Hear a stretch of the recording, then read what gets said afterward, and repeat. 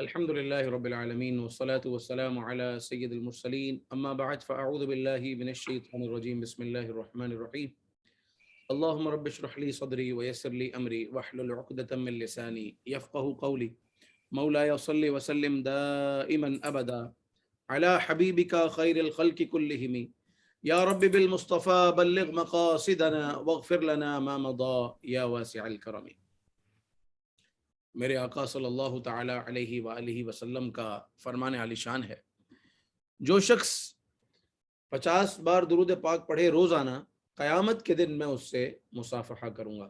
صلو علی الحبیب صلی اللہ تعالی علی محمد صلی اللہ علیہ وسلم، صلاۃ و سلام علیک یا رسول اللہ۔ مشکوٰۃ شریف سے درس حدیث کا سلسلہ ہے۔ آئیے پہلی حدیث آپ ملاحظہ بھی کریں گے انشاءاللہ، اور پہلی حدیث پڑھتے ہیں، سمجھتے ہیں۔ اللہ تبارک و تعالی اس حدیث کا فیض ہمیں نصیب فرمائے۔ میرے آقا صلی اللہ تعالی علیہ وآلہ وسلم کا فرمان عالی شان ہے، قال رسول اللہ صلی اللہ علیہ وسلم فقیہ واحد اشد علی الناس الف عابد، رواہ الترمذی وابن ماجہ۔ اس حدیث کو امام ترمذی نے اور ابن ماجہ نے سے روایت کیا کہ میرے آقا صلی اللہ تعالی علیہ وآلہ وسلم نے فرمایا کہ ایک عالم، ایک فقیہ کون ہے؟ جسے اللہ تبارک و تعالی نے دین کی سمجھ عطا فرمائی ہے، وہ شخص ہے فقیہ۔ کیونکہ فقیہ کا مطلب ہی یہی ہے کہ جو شخص سمجھ رکھتا ہو، اور یہاں اس سے مراد ہے دین کی سمجھ، دین کا عالم۔ جیسے آقا دو جہاں صلی اللہ علیہ وسلم نے ایک اور مقام پر ارشاد فرمایا کہ من یرد اللہ بہ خیرا یفقہہ فی الدین، اللہ تعالیٰ جس سے بھلائی کا ارادہ کرتا ہے اسے دین کی سمجھ عطا فرماتا ہے۔ تو ایک دین کی سمجھ رکھنے والا، ایک عالم، ایک فقیہ، ایک مجتہد، ایک مفتی، اور اس کے مقابلے میں عابد، عبادت کرنے والا جو راتوں کو عبادت کرے اور دن کا روزہ رکھے اور رب کریم عز و جل کی عبادت میں کوئی کمی نہ چھوڑے، مگر شیطان پر دونوں میں سے کون بھاری ہے؟ تو آپ علیہ السلام نے فرمایا فقیہ واحد اشد علی الشیطان کالف عابد، کہ ایک شخص، ایک جو عالم ہے، فقیہ واحد اشد علی الشیطان من الف عابد، کہ ایک جو فقیہ ہے، ایک عالم دین، وہ شیطان پر 1000 عابدوں سے زیادہ بھاری ہے۔ 1000 عابدوں کے برابر نہیں ہے، بلکہ 1000 عابدوں سے بھی زیادہ بھاری ہے۔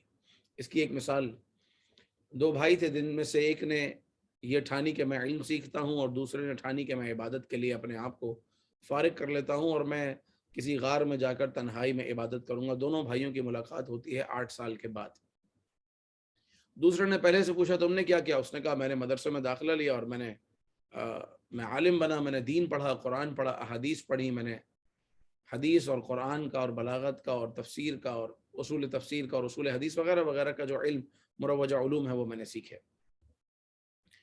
دوسرے سے پوچھا تم نے کیا کیا؟ اس نے کہا میں ہزاروں سال لوگ اللہ تبارک و تعالیٰ کی عبادت کرتے ہوئے آئے ہیں، ہزاروں سال سے، میں نے ان کے طریقے کو اپناتے ہوئے اللہ تعالیٰ کی 8 سال سے میں عبادت کر رہا ہوں، اور میں کوئی رات قیام نہیں چھوڑتا، ہر رات میں رب کریم عز و جل کی بارگاہ میں قیام کرتا ہوں، طویل سجدے کرتا ہوں، دن کو روزہ رکھتا ہوں۔ ابھی گفتگو ہو ہی رہی تھی کہ جو عالم تھا اس کی نظر عابد کے، اپنے بھائی کے ٹوپی پر، یا جو اس نے چیز پہنی ہوئی تھی اس پر پڑی کہ اس پر خون لگا ہے۔ اس نے کہا کہ یہ تمہاری ٹوپی پر خون کیسا ہے؟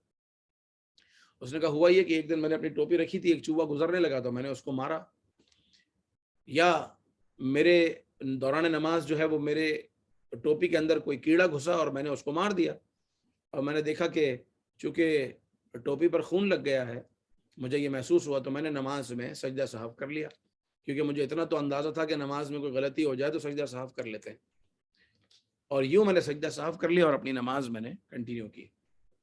وہ شخص کہنے لگا، عالم دین جو تھے وہ سمجھانے لگے کہ یہ دیکھیے، یہاں دیکھیے فرق ہے ایک علم والے میں اور ایک صرف عبادت کرنے والے میں۔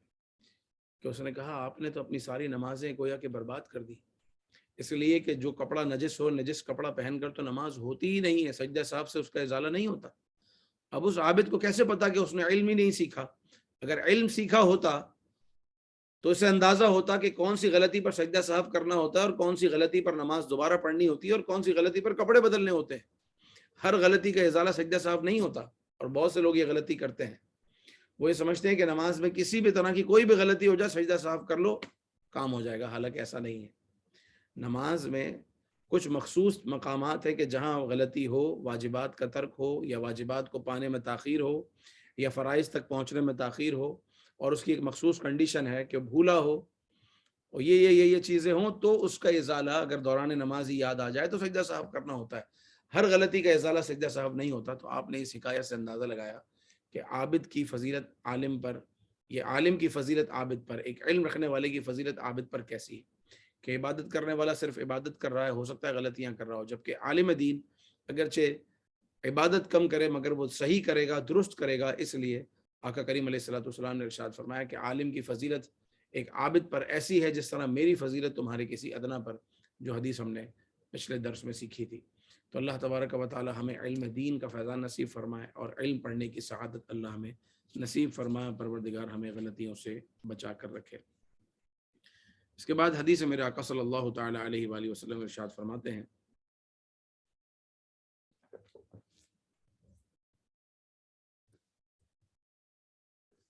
اس کا پہلا حصہ تو ہے بڑا مشہور ہے جو آپ سنتے رہتے ہیں اور پڑھتے رہتے ہیں، مگر اس کی جو پوری حدیث ہے وہ آج آپ سماعت کیجئے کہ آپ صلی اللہ تعالی علیہ وآلہ وسلم نے ارشاد فرمایا، طلب العلم فریضۃ علی کل مسلم، علم حاصل کرنا ہر مسلمان پر فرض ہے۔ ایک اور حدیث پاک میں آیا، علم حاصل کرنا ہر مسلمان مرد اور عورت پر فرض ہے۔ اور اگلے جو جملے ہیں وہ ذرا غور سے سنیے، ووادع العلم عند غیر اہلہ، اور علم کو اس کے نااہل کے پاس رکھنے والا، کیونکہ سامنے ہر ضروری نہیں ہے کہ ہر سامنے والا شخص جو ہے وہ علم دین سیکھنے کا اہل بھی ہو۔ ووادع العلم عند غیر اہلہ کمقلد الخنازیر الجوہر واللؤلؤ والذہب، رواہ ابن ماجہ۔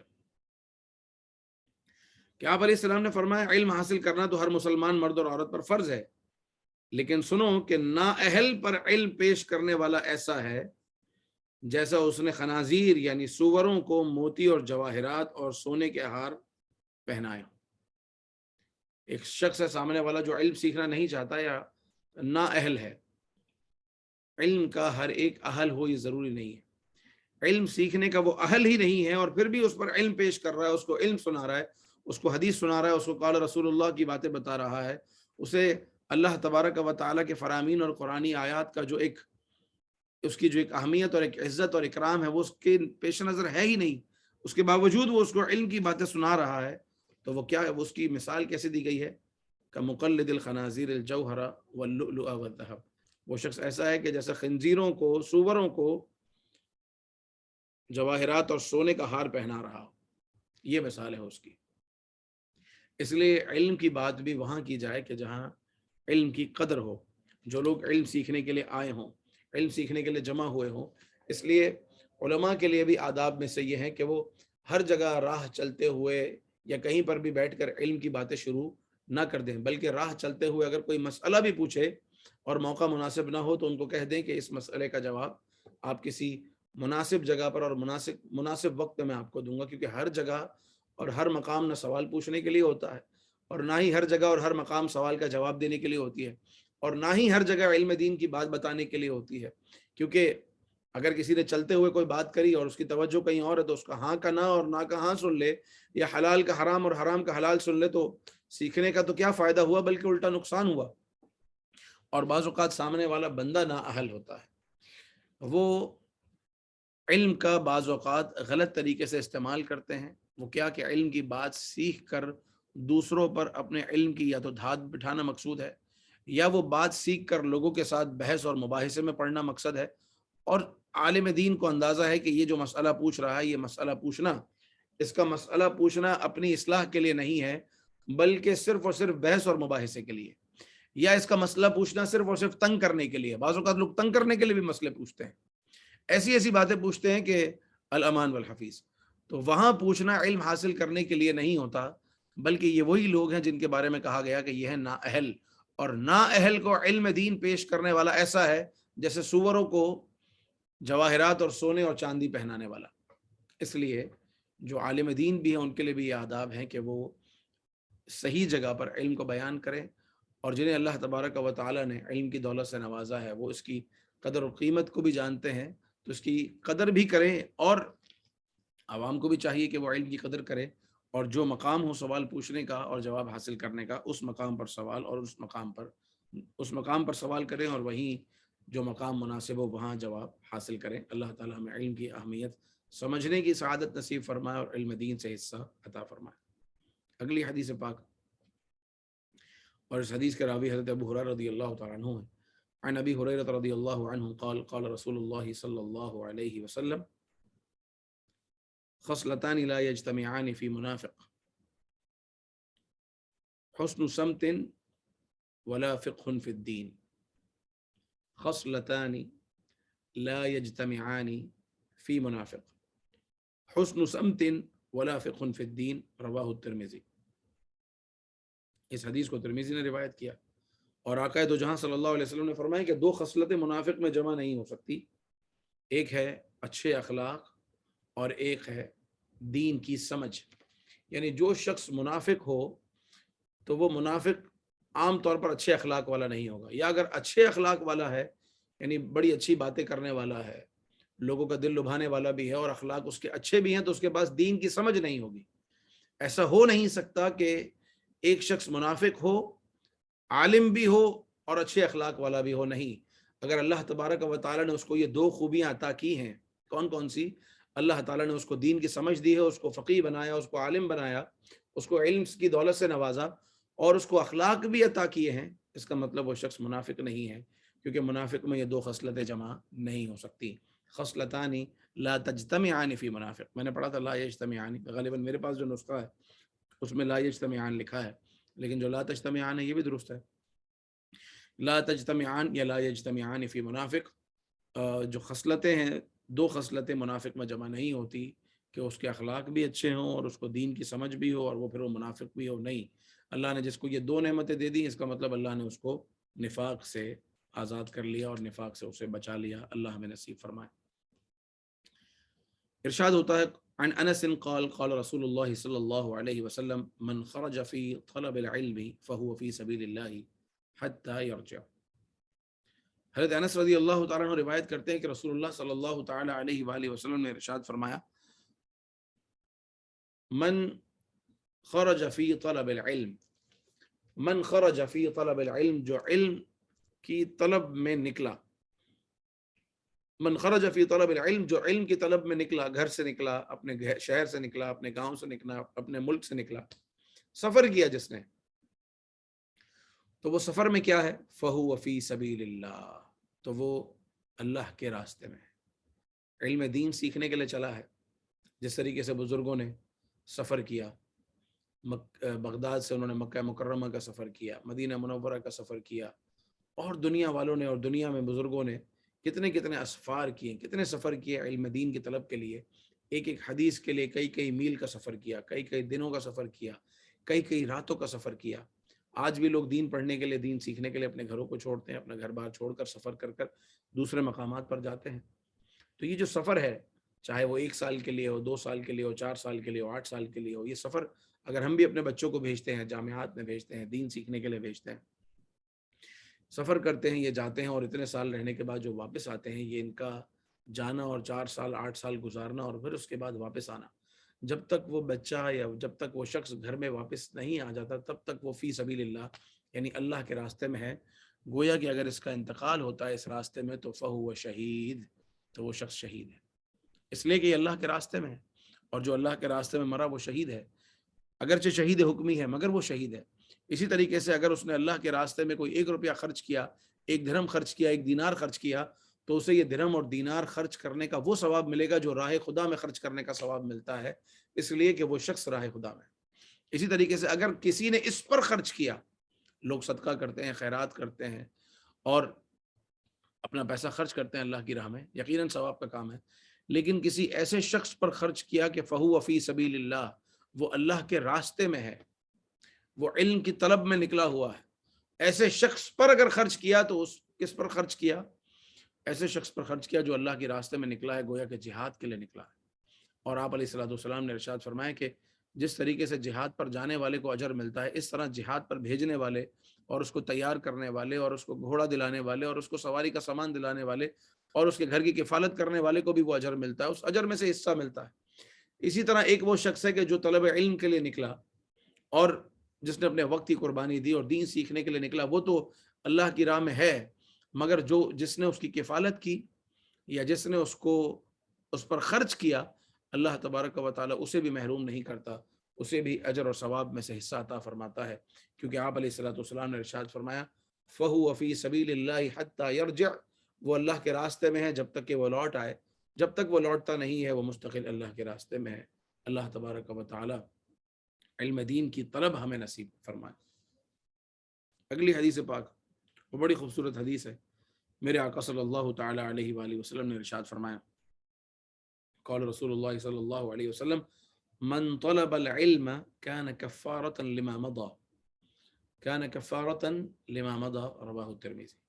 جس شخص نے علم کی طلب کی، من طلب العلم، جس نے علم کی طلب کی یا علم کی طلب کے لیے نکلا، علم کی طلب کے لیے چلا، یا اپنے گھر میں بیٹھے بیٹھے ہی اس نے علم حاصل کرنے کی کوشش کی، علم حاصل کرنے کی طلب کی، کچھ حدیث سنی، کچھ بیان سنا، کوئی درس سنا، دین کی بات سنی، کوئی کتاب اٹھائی، وہ کتاب پڑھی۔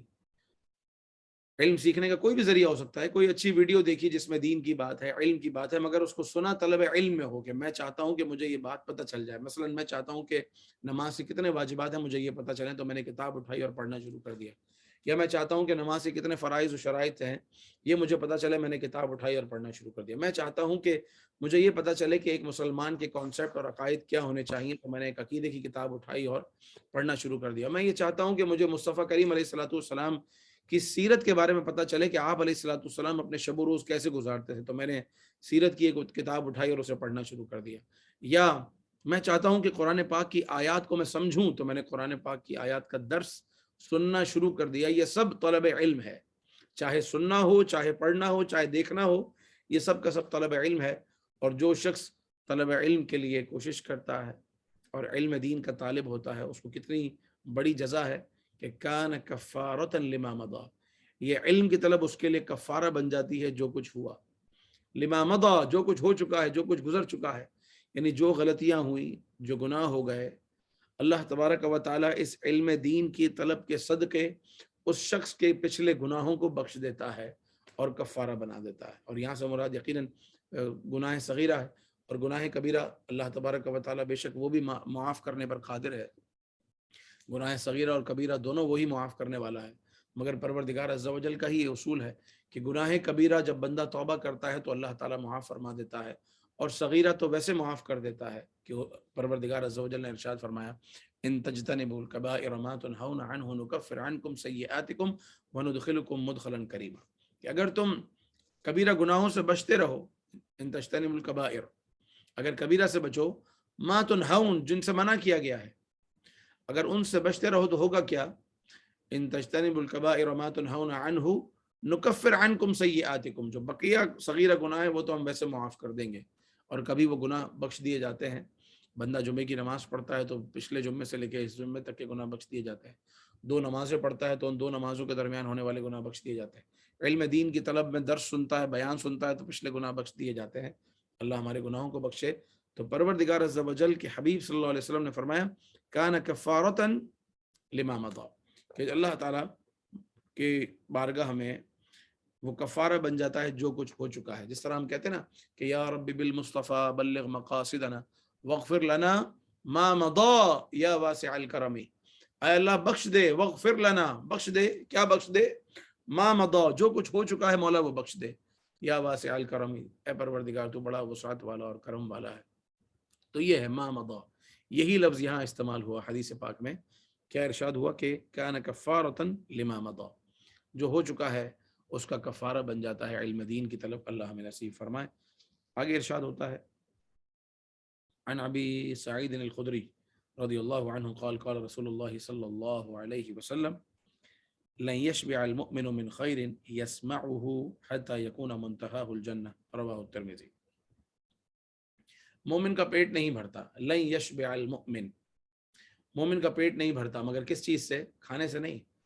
لن يشبع المؤمن من خیر يسمعه، خیر سننے سے مومن کا پیٹ نہیں بھرتا۔ کچھ لوگ ہوتے ہیں جو علم دین سیکھنے کے اور سننے کے بڑے انہیں ایک شوق ہوتا ہے، انہیں پتہ چلے کہ کہیں بیان ہے، کہیں درس ہے، فوراً پہنچتے ہیں۔ جس طرح ماشاءاللہ آپ لوگ بھی درس حدیث میں، درس قرآن میں شامل ہوتے ہیں، یا کہیں پر فزیکل کہیں کوئی اجتماع ہوتا ہے، کہیں درس ہوتا ہے تو پہنچتے ہیں، یا جہاں دین کی بات بتائی جاتی ہے وہاں پہنچتے ہیں، سنتے ہیں، اور توجہ کے ساتھ اور محبت کے ساتھ سنتے ہیں، اور دل چاہتا ہے کہ دین کی باتیں بس سنتے رہیں۔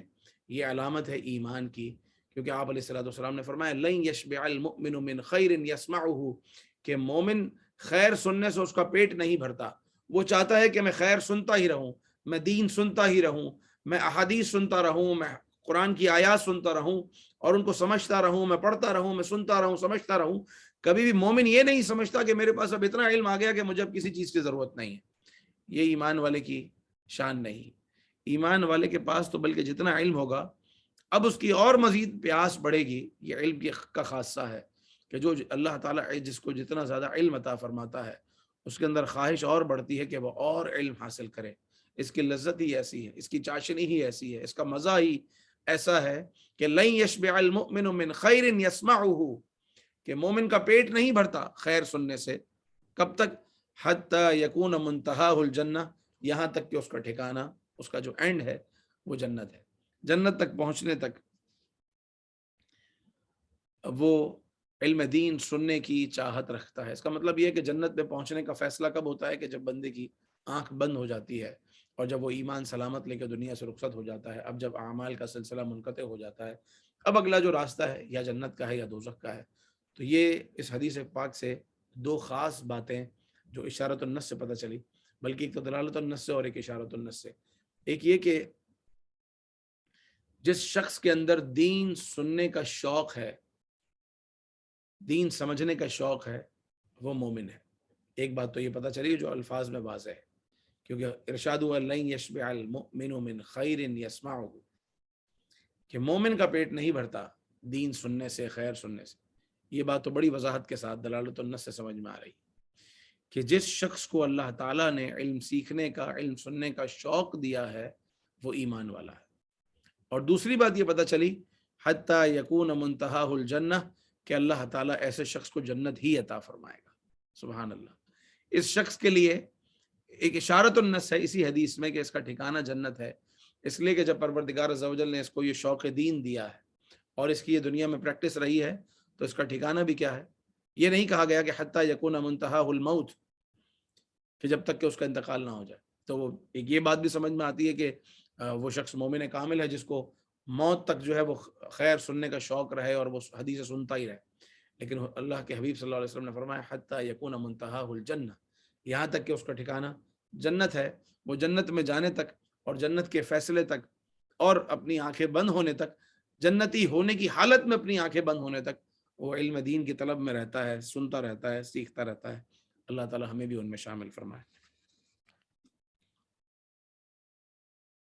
اس کے بعد ایک اور حدیث شامل کرتے ہیں۔ میرے آقا صلی اللہ علیہ وسلم نے ارشاد فرمایا،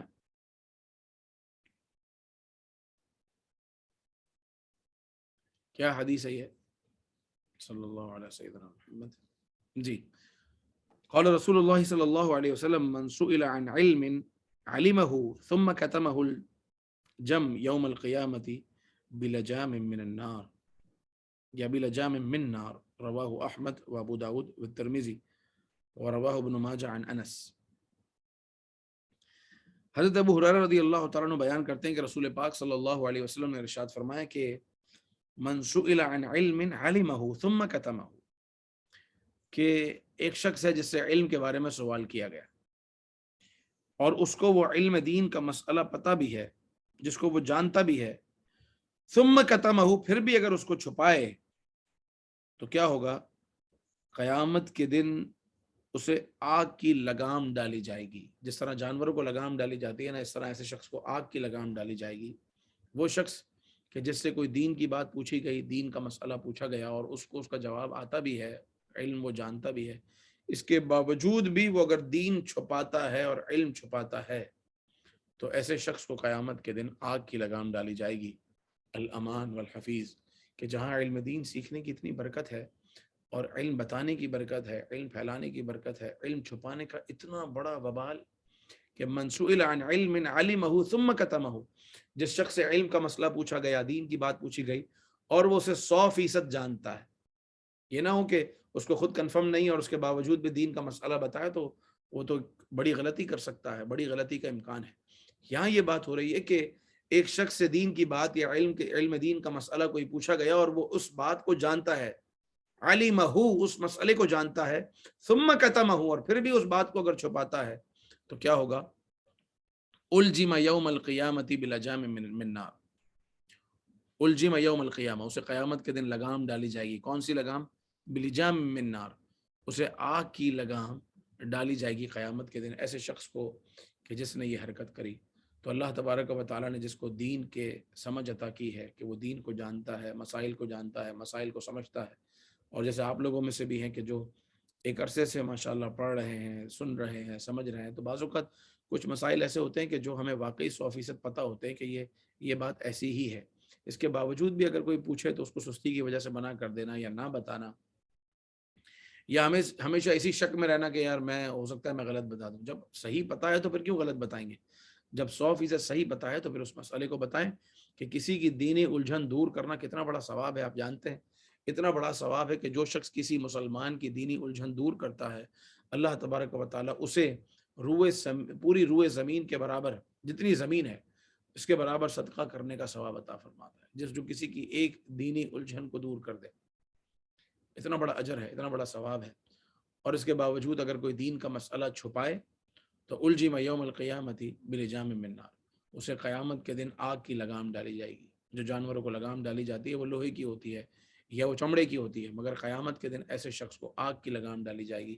الامان والحفیظ اللہ تبارک و تعالی ہمیں علم کا حق ادا کرنے کی توفیق عطا فرمائے، جو علم دین کا حق ہے اللہ تعالیٰ اسے پورا کرنے کی توفیق عطا فرمائے، ہم سیکھیں بھی، سکھائیں بھی، کوئی پوچھے تو اسے بتائیں بھی، اور اس کے لیے بھی فائدے کا باعث بنے، اپنے آپ کے لیے بھی فائدے کا سبب بنے، اور ثواب کمانے کا ذریعہ علم دین سیکھنا سکھانا یہ ثواب کمانے کا بہت بڑا ذریعہ ہے، اور اس ذریعے پر ہم عمل کریں۔ اللہ تبارک و تعالیٰ اس کے سبب ہماری بے حساب مغفرت فرمائے اور ہماری غلطیوں سے درگزر فرمائے، آمین بجاہ النبی الامین صلی اللہ تعالی علیہ وسلم۔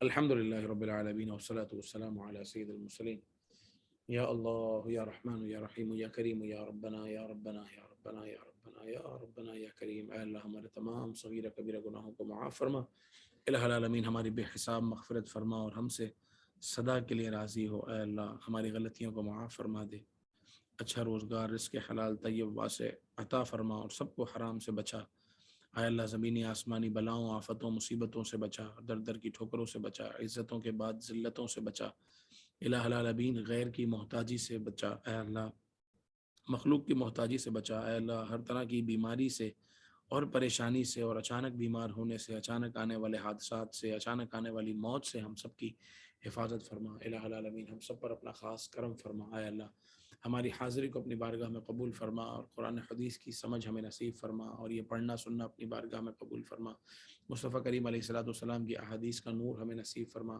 آقا کریم علیہ السلام سے سچی محبت عطا فرما، عشق رسول کی لازوال دولت عطا فرما، الہ العالمین ہم سے صدا کے لیے راضی ہو اور ہمارے والدین سے بھی راضی ہو، گھر والوں سے بھی راضی ہو، والدین کو سلامتی، عافیت اور راحت عطا فرما، الہ العالمین یہ دعائیں جتنے اس وقت اس سلسلے میں اس درس میں شریک ہیں سب کے حق میں اور جو بعد میں سنیں گے ان کے حق میں بھی قبول فرما۔ اللهم ربنا تقبل منا انك انت السميع العليم وتب علينا يا مولانا انك انت التواب الرحيم، ان الله وملائكته يصلون على النبي يا ايها الذين امنوا صلوا عليه وسلموا تسليما، اللهم صل على سيدنا مولانا محمد معدن الجود والكرم وآله وبارك وسلم، سبحان ربك رب العزة عما يصفون وسلام على المرسلين والحمد لله رب العالمين، لا إله إلا الله محمد رسول الله صلى الله تعالى عليه وسلم، جزاكم الله خيرا، السلام عليكم ورحمة الله وبركاته۔ وعلیکم السلام ورحمۃ اللہ وبرکاتہ۔ وعلیکم السلام ورحمۃ اللہ وبرکاتہ۔ وعلیکم السلام ورحمۃ اللہ صلی اللہ علیہ وسلم۔ ارے ابو جامی بھی ہے موجود، ماشاءاللہ، کیسے ہیں آپ ابو جامی؟ الحمدللہ رب العالمین، کیسے ہیں آپ؟ ٹھیک ہے الحمدللہ۔ آپ گئے ہوئے تھے پاکستان؟ جی پاکستان کے آ گئے اب؟ جی جی الحمدللہ۔ آج شعر تو سنا دے کوئی اچھا سا، میں تو مزہ آ جائے جی۔ حشر میں خود کو جو دیکھوں گا بکھر جاؤں گا. آپ نے گر نہ سنبھالا تو کدھر جاؤں گا. عادت نعت بہانا ہے میری بخشش کا. عادت نعت سجا بہانا سجا ہے میری بخشش کا. میری بخشش کا. نعت پڑھتے ہوئے میں پل سے گزر جاؤں گا. نعت پڑھتے ہوئے میں پل سے گزر جاؤں گا. اور اتنا مانوس ہوا کا میں تیرے قدموں سے. اتنا مانوس ہوا کا میں تیرے قدموں سے. میں تیرے قدموں سے. مجھ کو قدموں سے کیا دور تو مر جاؤں گا. مجھ کو قدموں سے کیا دور تو مر جاؤں گا. اور میری ہر آس کی ڈوری در پنجتن سے جڑی. در پنجتن سے جڑی.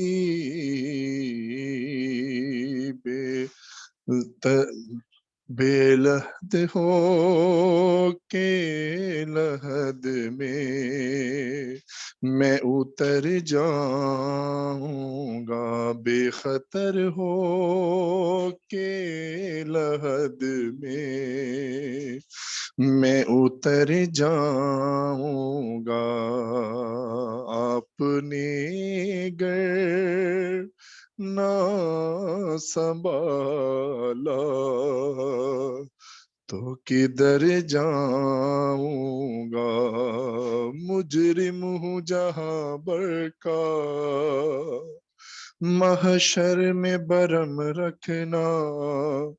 رسوائے زمانہ ہوں دامن میں چھپا لینا. آپ نے گر نہ سنبھالا تو کدھر جاؤں گا. صلو علی الحبیب صلی اللہ تعالی علی اللہ خیر و جزاک اللہ فی امان اللہ. السلام آمین علیکم. آمین اللہم آمین. وعلیکم السلام ورحمۃ اللہ.